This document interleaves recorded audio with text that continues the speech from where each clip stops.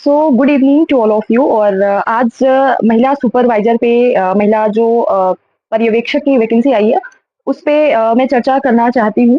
सबसे पहले तो ये बता दूं कि जो कैलेंडर आया हुआ है अक्टूबर में बताया गया है कि एग्जाम होगा, लेकिन दुर्भाग्य की बात यह है कि अभी तक फॉर्म फिलिंग की कोई भी डेट नहीं आई है और पीबी के द्वारा ये एग्जाम लिया जाएगा। और आप सभी को पता है कि एमपी में कितने ज्यादा एग्जाम्स इरेगुलर हो रहे हैं, लेकिन हम सभी को होप नहीं खोनी है। देखो, अक्टूबर में अगर एग्जाम, मुझे नहीं लगता है, अगस्त निकल गया है, लगभग सितंबर आने वाला है और अभी तक कोई भी फॉर्म की डेट अभी तक नहीं आई है। तो ठीक है, अगर सितंबर में फॉर्म की फिलिंग की डेट आ गई तो अक्टूबर में एग्जाम ना होके आई थिंक नवंबर या दिसंबर में चला जाएगा। तो एग्जाम तो आपका होना ही है। बहुत ही अच्छा मौका है। जितनी भी इसमें सबसे अच्छी खास बात, मैं दो तीन चीजें मैं बताऊं कि जितने भी हाउस मेकर्स हैं स्पेशली, या फिर जिनकी भी एज ज्यादा हो रही है, इसमें मैक्सिमम एज है 45 ईयर। मतलब कि अगर आप हाउस मेकर हो, आपके किड्स हो गए हैं, आप थोड़ा बहुत भी अगर अभी से 3 से 4 घंटे दे पा रहे हो अपनी पढ़ाई को, अपने आप को दे पा रहे हो, तो बेस्ट ऑप्शन है इस एग्जाम को क्रैक करने के लिए। और बहुत ही देखो, कंपटीशन तो तगड़ा होगा। लगभग 426 वैकेंसीज के बारे में बताया गया है कि इतनी आएंगी। अभी सब कुछ लगभग लगभग है, लेकिन उम्मीद है कि इससे ज्यादा ही आए, कम तो ना ही आए। और कंपटीशन तगड़ा होगा, लेकिन आप इस कंपटीशन में कैसे आगे जा सकते हो, मैं आज इस पे चर्चा करूंगी। क्योंकि ना मुझे बहुत ही खुशी होती है जब स्पेशली कोई ऐसी वैकेंसी आती है जहां पे केवल गर्ल्स या केवल फीमेल कैंडिडेट ही कंपटीशन करती हैं। और हमारे लिए, सभी के लिए बहुत ही सुनहरा मौका है, आप सभी के लिए, कि आप आपस में सकारात्मक प्रतिस्पर्धा के साथ अच्छे से पढ़ाई करके और एक वेल नोन जॉब पा सकते हैं, गवर्नमेंट जॉब पा सकते हैं, जहां ग्रेड पे भी ठीक ठाक है।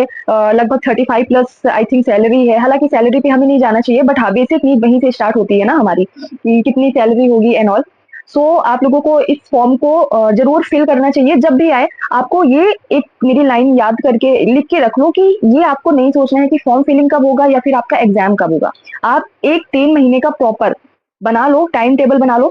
हाँ, एक चीज और, कि मैंने अभी तक कोई स्ट्रेटेजी, कोई टाइम टेबल या फिर एक बुक लिस्ट मैंने अभी तक बताई है। लगभग कुछ 3 से 4 बुक्स मेरे पास आने वाली है। मैं उन बुक्स के मेरे पास आने तक का वेट कर रही हूँ। वो बुक्स आ जाए, उसका कंटेंट देख लूँ, तो वापस से मैं बुक रिव्यू कर दूंगी। फिर उन्हीं बुक्स को मुझे भी देखना पड़ेगा, क्योंकि मुझे महिला सुपरवाइजर का जो एग्जाम है उसके बारे में इतना नॉलेज नहीं है। लेकिन हाँ, जब मैं प्रीवियस ईयर के क्वेश्चंस देखूंगी, उन बुक्स के कंटेंट को देखूंगी, सिलेबस को देखूंगी, पॉइंट मैच करूंगी, सारी चीजें जब एनालिसिस करूंगी, तब जाके आपके लिए प्रॉपर स्ट्रेटेजी लेके आऊंगी। ठीक है, और तब जाके प्रॉपर टाइम टेबल। लेकिन मैं अभी ऊपर ऊपर, जब तक मेरी वीडियो अलग से नहीं आ जाती है, तब तक के लिए मैं बता रही हूँ आप लोगों को क्या क्या करना है। यहाँ से स्टार्ट होता है किसी भी एग्जाम को क्रैक करना, या फिर किसी भी एग्जाम के लिए जब हम लड़ाई लड़ते हैं, तो यहाँ से सारी चीजें स्टार्ट होती हैं, है ना। तो सबसे पहले तो आपको, जितने भी लोग, जितने भी महिला या गर्ल फीमेल कैंडिडेट इस फॉर्म को भरने जा रहे हैं या फिर इस एग्जाम में बैठने जा रहे हैं, तो उनके मन में ये कतई नहीं आना चाहिए कि कब एग्जाम होगा, कब नहीं होगा, कब फॉर्म फिल होगा, कब नोटिफिकेशन आएगा। ये सारी चीजें से ऊपर उठ के सिर्फ आपको लगे रहना है। मैं ज्यादा आपसे टाइम नहीं मांगूंगी। डेली के कम से कम 3 से 4 घंटे ही आप पढ़ो, और रेगुलर पढ़ो जब तक आपका एग्जाम नहीं हो जाता है। बहुत ही अच्छी बात यह है कि सिर्फ वन वे एग्जाम है, मतलब एक बार एग्जाम दो, उसी से मेरिट बनेगी। अलग से कोई इंटरव्यू नहीं, अलग से कोई मेन एग्जाम नहीं, बस एक बार वन फेज एग्जाम है, दो और क्लियर करो। ठीक है, तो आपको एटलीस्ट कंसिस्टेंसी अपने अंदर लानी पड़ेगी कि डेली 3 से 4 घंटे पढ़ो। कब नोटिफिकेशन, कब एग्जाम, ये मैटर नहीं करता है। दूसरी चीज, मन में ठान लो कि 426 सीट है, तो उसमें से एक मेरी सीट है। अगर इस तरीके से पॉजिटिव हो के आप अपनी पढ़ाई को, अपने आप को रास्ता देंगे, अपने पाथ पे चलेंगे, तो डेफिनेटली आप सारी चीजें क्लियर कर पाओगे। और मैं पर्सनली चाहती हूँ कि आप सभी को एक प्रॉपर और जेन्युइन गाइडेंस प्रोवाइड करूँ।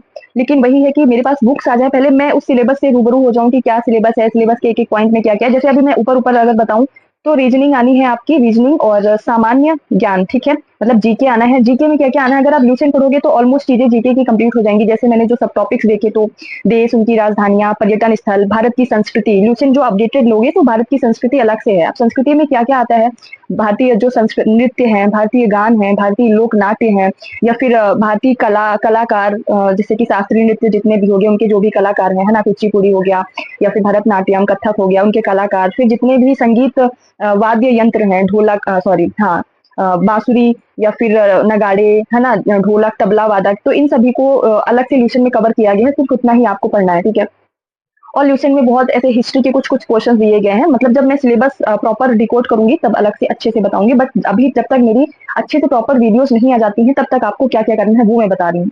आपको प्रॉपर, अभी सिर्फ मैं आपसे, जब तक मेरी वीडियो नहीं आती है तब तक सिर्फ मैं 4 घंटे आपसे मांग रही हूँ। जितने लोग फॉर्म भरने वाले हैं, जितने लोग एग्जाम देने वाले हैं, सिर्फ 4 घंटे आप पढ़ो अभी से, आज से। अगर आपने कुछ भी नहीं पढ़ा है, कुछ भी स्टार्ट नहीं करा है, मैं आपसे बोल रही हूँ कि आपका एग्जाम क्लियर होगा। और किसी भी कोचिंग की भी जरूरत नहीं है, आपके पास बुक्स होनी चाहिए और आपके पास एक थॉट प्रोसेस होनी चाहिए कि हाँ मैं क्लियर कर लूंगी, ठीक है। आप सिर्फ 4 घंटे डेली दो, आप ल्यूसेंट अभी से डेली स्टार्ट करो पढ़ना। अब ल्यूसेंट में आप जब जीके वाला पोर्शन, जब अपने सिलेबस का प्रिंट आउट आपको निकलवा के रखना है, जब सिलेबस देखोगे तो जीके वाले पोर्शन में पर्टिकुलर कुछ कुछ टॉपिक्स हैं, तो आप सबसे पहले आप ल्यूसेंट की विविध पढ़ लो, ठीक है। ल्यूसेंट की संस्कृति अलग से अपडेटेड लो, मैं कहूंगी 23 या 24 की ल्यूसेंट को, उसमें संस्कृति भारतीय संस्कृति अलग से दिया है। उस पूरे लगभग आई थिंक 10 से 12 पेजेस हैं, पन्ने हैं, उनको आप मतलब पढ़ के खत्म कर लो। हिस्ट्री पढ़ लो, वहां से आने हैं क्वेश्चन, तो कुछ कुछ चीजें आप पढ़ो, ल्यूसेंट आप पढ़ना स्टार्ट कर दो। साथ में मैथ्स आनी है, मैथ्स ज्यादा नहीं आनी है, 10 क्वेश्चन आने हैं, ठीक है। एक चीज और, नेगेटिव मार्किंग इसमें बिल्कुल नहीं है। मैं भी थोड़ी वीडियो लंबी हूँ, लेकिन मैं जरूरी समझती हूँ सारी चीजें बताना। नेगेटिव मार्किंग नहीं है, प्रोवाइड किया जा रहा है जो टाइम 3 घंटे, 200 क्वेश्चन 200 नंबर के, 3 घंटे आपके पास पर्याप्त टाइम है, ठीक है। तो नेगेटिव मार्किंग नहीं है, बहुत ही अच्छी बात है। एमपी में वैसे भी नेगेटिव मार्किंग नहीं होता है, जो कि गलत बात है वैसे तो कहा जाए तो, क्योंकि तुक्काफिकेशन वालों का फिर प्रॉफिट हो जाता है कहीं ना कहीं, बट कोई बात नहीं। तो आपको मैथ्स भी पढ़ना है। अब मैथ्स कहाँ से पढ़ना है? कुछ भी नहीं, कोई भी बुक नहीं है आपके पास, कोई भी कोचिंग नहीं है, कोई प्रॉब्लम नहीं है। मैथ्स के एक एक टॉपिक सिलेबस का उठाइए, सिर्फ डेली 1 घंटे पढ़ने हैं। कहाँ से पढ़ना है वो मैं बताती हूँ। यूट्यूब चैनल है रोजगार विथ अंकित, करीब 10 मिलियन से ज्यादा सब्सक्राइबर्स हैं। एक एक एग्जाम को उन्होंने फॉलो किया है। आप जैसे मान लो एग्जाम्पल के लिए कि हमारे सिलेबस में जो महिला पर्यवेक्षक का सिलेबस है, अरिथमेटिक, अरिथमेटिक में भी नंबर सीरीज है। तो आप यूट्यूब पे सर्च करो नंबर सीरीज बाय रोजगार विथ अंकित यूट्यूब चैनल, ठीक है। वहां पे नंबर सीरीज के कई सारे वीडियोज आ जाएंगे, उनमें से कोई एक दो वीडियोज आप मतलब पूरा जितने भी वीडियोज में कंप्लीट किया है उनको आप देखो, और सिर्फ देखो नहीं, उनके एक एक अलग अलग टाइप्स के क्वेश्चन को नोट करो, अपने नोट्स बनाओ मैथ्स के, ठीक है। तो सिर्फ डेली 1 घंटे अभी आपको ल्यूसेंट देना है। अभी मेरी जब प्रॉपर टाइम टेबल वाली वीडियो आ जाएगी, प्रॉपर स्ट्रेटेजी वाली वीडियो आ जाएगी, तो उसके बाद आप प्रॉपर वो करना। लेकिन जब तक मेरी वीडियो नहीं आती है तब तक आप ये करो, ठीक है। क्या करना है? डेली 1 घंटे लिसन पढ़ना है, डेली 1 घंटे मैथ्स कहाँ से पढ़ना है मैंने बता दिया। रीजनिंग के लिए भी सेम करना है। रीजनिंग में बहुत सारे ऐसे एनोलॉगी या फिर डिसीजन मेकिंग ऐसे वाले क्वेश्चंस आएंगे, रिलेशन ब्लड रिलेशनशिप वाले क्वेश्चंस आएंगे। आप जब सिलेबस उठाओगे तो आपको पता चलेगा कि सब टॉपिक्स कौन कौन से हैं रीजनिंग में। रीजनिंग में भी रोजगार विथ अंकित आप चैनल को फॉलो करिए अच्छे से, ठीक है। क्योंकि रोजगार विथ अंकित एक ऐसा चैनल है जहां से मैंने खुद पढ़ के कई वनडे एग्जाम्स क्रैक किए हैं, इसलिए मैं आपको बताना चाहती हूँ। और मैंने कई बार सजेस्ट भी किया है कई लोगों को, उसका भी रिस्पॉन्स अच्छा आया है, ठीक है। तो आप कर सकते हो, या फिर बहुत सारे ऐसे चैनल है। मैं चाहती हूँ कि आप ग्लोबल चैनल को फॉलो करें। जैसे एक है एग्जामपुर, यूपी का चैनल है, एग्जामपुर भी यूपी का चैनल है, रोजगार विथ अंकित, जो कि सीजीएल एसएससी सीजीएल के लिए, आरपीएफ रेलवेज के लिए, कई वनडे एग्जाम्स के लिए ये मैथ्स वगैरह कराते हैं, रीजनिंग कराते हैं, ठीक है। बहुत ही अच्छे से कंसेप्ट क्लियर हो जाएंगे। फिर एक तीसरा जो टॉपिक है पोषण और स्वास्थ्य, लगभग 55 क्वेश्चन आएंगे।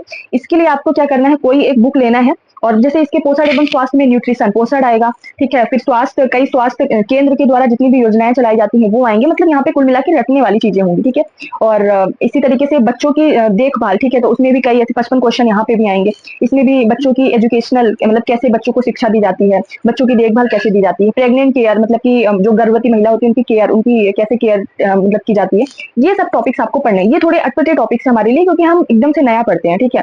मानव शरीर संरचना, ल्यूसेंट में बायोलॉजी का पोर्शन आप देखोगे, उसमें 8 तंत्र हैं, 8 सिस्टम्स हैं हमारे बॉडी के। डाइजेस्टिव सिस्टम हो गया, सर्कुलेटरी सिस्टम हो गया, रेस्पिरेटरी सिस्टम हो गया, है ना। तो ये आपको 8 के 8 सिस्टम ल्यूसेंट से मिल जाएंगे, और उसी के ऑब्जेक्टिव लगा लो आप, ठीक है।